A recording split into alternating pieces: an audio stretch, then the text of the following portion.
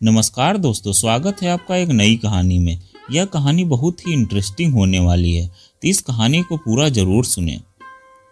कचहरी के बाहर चाय की दुकान पर बैठा अशोक अपनी बारी का इंतजार कर रहा था।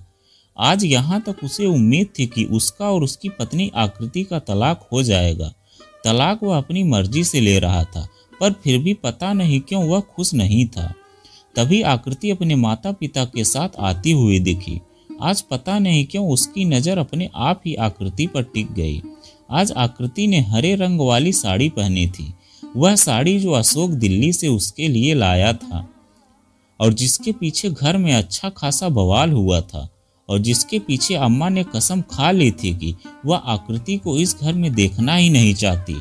अब या तो आकृति रहेगी या फिर अम्मा। अशोक अम्मा का विरोध नहीं कर पाया और नौबत तलाक तक आ पहुंची। आकृति और अशोक की शादी 10 महीने पहले ही हुई थी। यह कोई लव मैरिज नहीं थी, बल्कि खुद अम्मा ने आकृति को अशोक के लिए पसंद किया था। तब अम्मा को आकृति में गुण ही गुण नजर आ रहे थे। जिस किसी से भी मिलती तो उसके गुणों की तारीफ करती, अपनी छोटी बहू की तारीफ लेती। शादी की तैयारियां भी अम्मा ने खुद आगे होकर की थी। उनके पैरों में तो जैसे किसी ने पहिए फिट कर दिए हो। शादी के लिए इतनी फुर्ती से काम कर रही थी कि हर कोई देखते ही कहता, अरे बहू ला रही हो, भला इसमें इतनी खुश होने की क्या बात है। और अम्मा सबको मुस्कुरा कर जवाब देती, अरे मेरा परिवार बढ़ रहा है तो खुश नहीं होंगी क्या, और फिर अपने काम में लग जाती। शादी वाले दिन बारात आकृति के द्वार पहुंच गई। बारातियों में से कुछ लोग शादी में बने पकवानों का लुत्फ उठाने लगे, तो कुछ लोग दहेज के सामान को देखने लगे, तो कोई वरमाला देखने में बिजी हो गया। शादी भी अच्छे से हो गई। कुछ देर बाद बारात में आई सारी महिलाएं और अन्य रिश्तेदार रवाना हो गए। बस घर के कुछ खास रिश्तेदार ही बचे थे और महिला के नाम पर सिर्फ ननद रूपा वहां रुकी थी। विदाई के समय उन खास रिश्तेदारों को शगुन के लिफाफे दिए जाने लगे। जिन खास लोगों के नाम अम्मा जी ने खुद लिस्ट में लिखवा कर दिए थे, उन सबको शगुन के लिफाफे दिए गए। उसके बाद आकृति के पापा ने अम्मा जी के बड़े भाई मयंक जी से पूछा, समधी जी अगर कोई रह गया हो तो बता दीजिए ताकि उससे भी शगुन का लिफाफा दे दें। हमारी तरफ से हम कोई कमी नहीं रखना चाहते। मयंक जी के अनुसार सभी को शगुन वाला लिफाफा मिल चुका था, इसीलिए उन्होंने भी हाथ जोड़कर आकृति के पापा से कहा, समधी जी आपने जो कुछ दिया है सब ठीक है, मेरे अनुसार तो सभी को शगुन मिल चुका है, आप फिक्र मत कीजिए। थोड़ी देर बाद विदाई हो गई। नई दुल्हन का घर में प्रवेश भी हो गया, लेकिन थोड़ी देर बाद बुआ सास का मुंह फूल गया। उन्होंने इस बात का पतंगड़ बना दिया कि समधी ने उनके पोते को शगुन नहीं दिया। वह 3 साल का है तो क्या हुआ, शगुन का हक तो वो भी रखता है। तब अब्बा जी ने मयंक जी की तरफ देखा तो मयंक जी बोले, अरे जो लोग वहां पर थे उनको सबको शगुन दिया गया है और जो लोग नहीं थे उनके लिए भी शगुन दिया गया है और सभी लिफाफे पर नाम भी है। अम्मा जी ने सभी आए हुए लिफाफे देख लिए, लेकिन उनमें से किसी पर भी उस बच्चे का नाम नहीं था। इस बात को लेकर बुआ सास ने अच्छा खासा बखेड़ा खड़ा कर दिया। सब लोगों ने उन्हें मनाने की बहुत कोशिश की, पर वह नहीं मानी और रूठ कर अपने घर चली गई। इस बात के लिए अम्मा ने आकृति को बहुत सुनाया, तेरे पापा की एक गलती के कारण देख यहाँ रिश्ते टूटने की कगार पर आ गए। अरे लिस्ट में नाम दी थी, पर इतनी बड़ी गलती कैसे हो गई, ऐसे कैसे कदम है, तेरे आते ही रिश्तों के टुकड़े हो गए। भला आज के जमाने की आकृति यह सब बातें क्यों सुनती। सीधे सीधे सारी गलती उसके पापा और उसे जिम्मेदार ठहराया जा रहा था, तो उसने उसी समय अपने पापा से उस लिस्ट की फोटो व्हाट्सएप पर मंगा ली और अम्मा जी को दिखाते हुए बोली, आप खुद चेक कीजिए अम्मा जी, इसमें उस बच्चे का नाम ही नहीं है, तो भला मेरे पापा की क्या गलती है। और आप विदाई के समय हमने तो आगे होकर भी पूछा था, पर अम्मा जी ने कहा कि सब लोगों को शगुन दिया गया है। आकृति ने यह बात बड़े ही आराम और शांतिपूर्वक कही थी, लेकिन अम्मा जी ने इस बात को दिल पर ले लिया। भला उनकी बहू इतने लोगों के सामने उनकी बात काट रही थी, वह इस बात को बर्दाश्त नहीं कर पाई और उनका दिल आकृति के लिए नफरत से भर उठा। गलती उनकी तरफ से ही हुई थी, लेकिन दिल का ताड़ अब बन चुका था। जब आकृति के पापा को यह सब सारी बातें पता चली तो उन्होंने शगुन का लिफाफा उस बच्चे के लिए भी भेज दिया। अम्मा जी और बड़े भैया वह खुद लिफाफा देने बुआ सास के घर गए, पर बुआ सास और उनके परिवार वालों ने यह कहकर वह लिफाफा लौटा दिया कि जिस समय देना था उस समय तो नहीं दिया, अब इस समय का क्या फायदा, हमें तो माफ करो, हमने तो अब आपकी रिश्तेदारी देख ली। नए रिश्ते जोड़ने के चक्कर में आप तो पुराने रिश्ते तोड़ने में लगे हुए हो। उस रिश्ते में गांठ पड़ चुकी थी और इन सब के लिए अम्मा जी आकृति को ही जिम्मेदार ठहरा रही थी, जबकि आकृति की कहीं गलती भी नहीं थी। जब इंसान किसी के लिए अपने दिल में नफरत बैठा लेता है तो उसकी अच्छी बात भी उसे बुरी लगती है, उसकी अच्छाइयों में भी हमेशा कमियां ही नजर आती हैं। ऐसा ही कुछ अम्मा जी के साथ हो रहा था। अब तो आकृति कोई भी काम करती तो अम्मा जी को उसमें कमियां ही कमियां नजर आती थी। आकृति जब भी कोई जवाब दे अम्मा जी उसका उल्टा मतलब ही निकालती थी। घर का माहौल बड़ा बोझिल सा होने लगा था। घर में कोई भी अम्मा जी को समझाने की कोशिश करता तो अम्मा जी उसी से लड़ने को तैयार हो जाती। धीरे धीरे सबने बोलना ही छोड़ दिया। इसका सबसे ज्यादा असर हो रहा था अशोक और आकृति के रिश्ते पर। अम्मा जी आकृति की हर छोटी छोटी बात का तिल का तार बनाकर अशोक के सामने पेश करती। इस कारण से 1 महीने की शादी में ही दोनों में आए दिन अब बहस होने लगी थी। उसी दिन बात भी कुछ नहीं थी। अशोक 2 दिन के लिए दिल्ली गया हुआ था। वहां से आते समय वह सबके लिए कुछ न कुछ खरीद कर लाया था। उस दिन भाभी के घर में कोई प्रोग्राम था तो इसीलिए भैया भाभी और रूपा वहां गए हुए थे। घर में अम्मा और आकृति ही थे।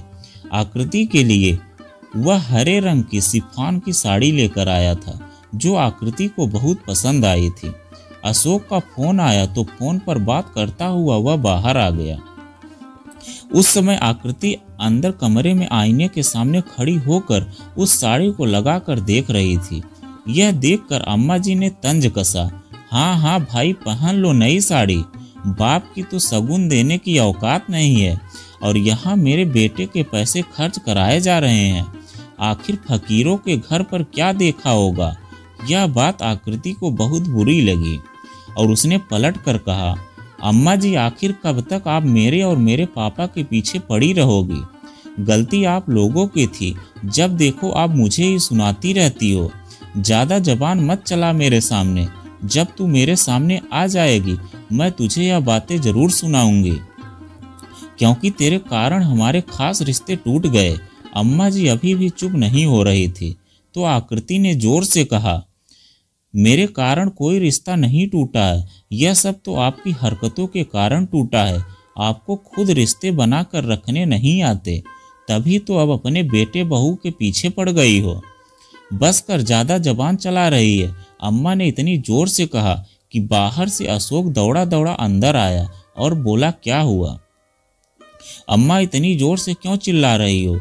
अरे पूछ तेरी पत्नी से, मुझ पर तेरा घर तोड़ने का इल्जाम लगा रही है। या तो अब इस घर में यह रहेगी या फिर मैं, अम्मा जी ने रोते हुए कहा। अम्मा की बात सुनकर अशोक हक्का बक्का रह गया। तभी आकृति बोली, भला मैं क्यों जाऊंगी यहाँ से, सारी गलती तो आपकी है। आकृति के कहने पर अम्मा ने अशोक की तरफ रोते हुए कहा, इसी दिन के लिए तुझे पाल पोस कर बड़ा किया था। अरे जिस दिन तेरे पापा खत्म हुए थे उस दिन मैंने हिम्मत नहीं हारी, बल्कि तुम लोगों के लिए फिर से खड़ी हो गई। इसका नतीजा यह है कि आज मुझे यह दिन देखना पड़ रहा है। आखिर अशोक ने आकृति को ही डांट दिया, अगर तुम्हें अम्मा के साथ रहने में दिक्कत है तो निकल जाओ यहाँ से, कब तक मैं बर्दाश्त करूँगा। आकृति को अशोक से इस जवाब की उम्मीद नहीं थी। वह भी गुस्से में अपना सामान पैक करके वहाँ से निकल गई। अब हर कोई तो अच्छी सलाह देने वाला नहीं होता। रिश्तेदारों को भी मौका मिल गया बात बनाने का। दोनों तरफ के रिश्तेदारों ने आग में घी डालने का ही काम किया और उसका नतीजा यह निकला कि कुछ दिन बाद ही अम्मा जी के कहने पर अशोक ने तलाक के लिए अर्जी दे दी। आकृति अशोक को तलाक देना नहीं चाहती थी, क्योंकि वह जानती थी कि अशोक की कोई गलती नहीं है। बस अम्मा उसकी हर बात को अशोक के सामने तोड़ मड़ोड़ कर पेश कर रही हैं। तभी आकृति की नज़र अशोक से टकराई। इस बार अशोक ने अपनी निगाह दूसरी तरफ नहीं की और ना ही आकृति ने अपनी नज़र दूसरी तरफ घुमाई। आकृति की नज़रें उसे देख रही थी, जैसे पूछ रही हो, क्या हुआ अशोक, आज अकेले कैसे आए हो? सचमुच अशोक अपने आप को अकेला ही तो महसूस कर रहा था। घर का कोई सदस्य उसके साथ नहीं आया। वह एक संयुक्त परिवार का बेटा है। जाहिर सी बात है, आपको अपनी परेशानी खुद ही झेलनी पड़ती है। परिवार भी कुछ ही दिन साथ देता है। शुरू में तो सबने अशोक का पूरा ध्यान रखा, लेकिन जैसे जैसे वक्त निकला सब अपने अपने कामों में बिजी हो गए। अभी पिछले महीने बड़ी भाभी को बेटा हुआ है, तब से किसी का भी ध्यान अशोक की तरफ नहीं है। वह कब खाना खा रहा है, कब आ रहा है, कब जा रहा है, उसके कपड़े धुले हैं या नहीं, किसी को कोई लेना देना नहीं है। घर में सब लोग खुश है अशोक को छोड़कर, और यहाँ फैसले के दिन भी कोई उसके साथ नहीं आया। भाभी घर के काम करने में बिजी थी, अम्मा अपने पोते को खिलाने में बिजी थी। रूपा का तो वैसे भी कॉलेज होता है, भैया का अपना ऑफिस होता है, तो भला किसी के पास अशोक के लिए फुर्सत कहाँ है। अब उसे समझ आ रहा था कि जो साथ एक पत्नी दे सकती है वह कोई और नहीं दे सकता। खैर, जब अंदर से बुलावा आया तो अशोक और आकृति दोनों अंदर गए। तलाक के पेपर पर दोनों को साइन करने के लिए कहा गया, लेकिन अशोक के हाथ साइन करते समय कांपने लगे। यह देखकर आकृति ने पूछा, क्या हुआ अशोक, तुम्हारी तबीयत तो ठीक है? अशोक ने आकृति की तरफ देखा और फिर हिम्मत करके कहा, क्या हमारा तलाक लेना जरूरी है? आकृति एकटक उसे देखते ही रह गई। तलाक मैंने नहीं, तुमने मांगा था, और अगर तलाक नहीं लेंगे तो फिर अम्मा, तुम अम्मा की छोड़ो, उनके पास उनके बहू बेटे सब परिवार हैं, मैं तो अकेला हूँ। इस बार मैं वह गलतियाँ नहीं दोहराऊंगा जो मैंने उस समय की थी। इसीलिए मैं एक बार फिर से पूछ रहा हूँ, क्या हमारा तलाक लेना जरूरी है? हम एक नई शुरुआत नहीं कर सकते हैं? मुझे तलाक नहीं चाहिए, पर क्या तुम अपनी अम्मा का सामना कर पाओगे? बिल्कुल चुप हो गया। फिर उसने तलाक के पेपर की तरफ देखा और उन्हें उठाकर फाड़ दिया। वहां खड़े आकृति के माता पिता की आंखों में भी आंसू आ गए। आखिर कौन से माता पिता अपनी बेटी का घर उजड़ता देख सकते थे? आकृति को उसके माता पिता के साथ भेजकर सबसे पहले अशोक अपने ऑफिस के आसपास एक किराए का घर ढूंढने लगा। शाम तक ढूंढने के बाद उसे ढंग का घर मिल गया। उसके बाद सीधे अपने घर आया। अम्मा उस समय अपने पोते को खिला रही थी। अशोक को घर आया देखकर अम्मा बोली, मिल गया छुटकारा उस आफत से। अशोक ने अम्मा से कहा, मैंने तलाक के पेपर फाड़ दिए, मुझे अपनी पत्नी से तलाक नहीं चाहिए। उसकी बात सुनकर अम्मा बोली, क्यों नहीं चाहिए तलाक तुझे? कहा था ना, या तो इस घर में वह रहेगी या फिर मैं। अम्मा की बात सुनकर अशोक बोला, अम्मा यह घर आपका है, आप ही रहिए, मैंने अपना बंदोबस्त कर लिया है, मैं आकृति के साथ वहीं रहूंगा। अरे ऐसा क्या कर दिया जादू उसने जो तलाक लेने से मना कर रहे हो? अरे छोड़ दो, उसके जैसी 10 मिलेंगी तुझे। मुझे मेरी बात पर यकीन नहीं है। अरे मैं तेरी अम्मा हूँ, मैंने तुझे पाल पोस कर बड़ा किया है, अब तू उसके लिए मुझे छोड़कर जा रहा है। जब से तेरे पिताजी। बस करो अम्मा, कब तक इमोशनल ब्लैकमेल करोगी? अम्मा तेरी गलत जिद के कारण मैं अपने घर को नहीं टूटने दूंगा। अपने दिल पर हाथ रखकर सोचो कि क्या आकृति ही हमेशा गलत थी? क्यों जबरदस्ती मेरा घर बर्बाद करने में तुल गई हो? तुम तो खुद अपने बेटे बहू पोते पोती में खुश हो, क्या तुम्हें मेरा अकेलापन दिखता है? सब अपने आप में खुश हैं, पर मैं तो अकेला हूँ। मैं भी अपना परिवार चाहता हूँ, तो क्या गलत चाह रहा हूँ? बस अम्मा आप यहाँ खुश रहिए, अब हमें भी खुश रहने दीजिए। यह कहकर अशोक अपने कमरे में चला गया और अपना सामान पैक कर उसी शाम आकृति के साथ अपनी गृहस्थी बसाने के लिए रवाना हो गया। तो दोस्तों यह कहानी आपको कैसी लगी कमेंट में लिखकर ज़रूर बताइएगा। अगर आप हमारे चैनल पर नए हैं तो प्लीज़ वीडियो को लाइक और चैनल को सब्सक्राइब जरूर करें, क्योंकि आपको इस चैनल पर ऐसे ही कहानी देखने को मिलती रहती हैं।